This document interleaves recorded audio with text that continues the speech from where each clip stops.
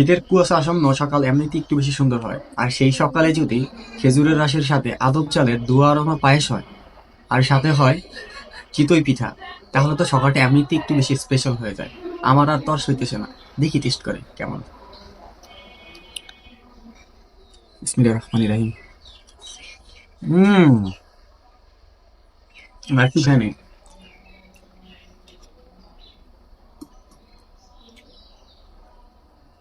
মানে আমি এটা স্বাদটা কি বলবো, এটা স্বাদটা আমি ব্যাখ্যা করে বলতে গিয়া আমি এটা স্বাদটা নষ্ট করতে চাই না।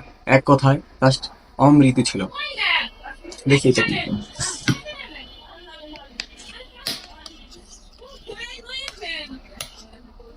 বিসমিল্লাহির রহমানির রহিম।